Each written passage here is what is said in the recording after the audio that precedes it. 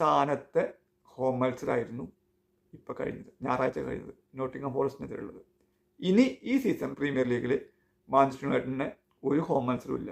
ഒരു കളി കൂടി ബാക്കിയുള്ളൂ. അത് ബ്രൈറ്റനായിട്ട് 24 മെയ് അത് ബ്രൈറ്റൻ്റെ ഹോം ഗ്രൗണ്ടിൽ വെച്ചിട്ടാണ്. എവേ മത്സരമാണ് യുണൈറ്റഡിന്.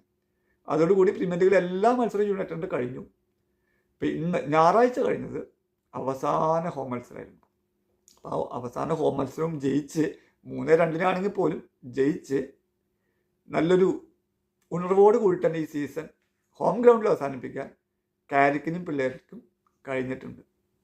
കൂടാതെ കാസിമിറോയുടെ ഓൾഡ് ട്രാഫോർഡിലെ അവസാന മത്സരം, ഇത് ഈ സീസൺ കഴിഞ്ഞ കാസിമിറോ യുണൈറ്റഡ് വിടുകയാണല്ലോ.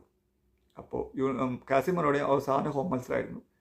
കാസിമിറയ്ക്ക് വേണ്ടി ടിഫോ ഒക്കെ ആരാധകർ സെറ്റാക്കിയിരുന്നു, അതൊക്കെ പ്രദർശിപ്പിച്ചിരുന്നു.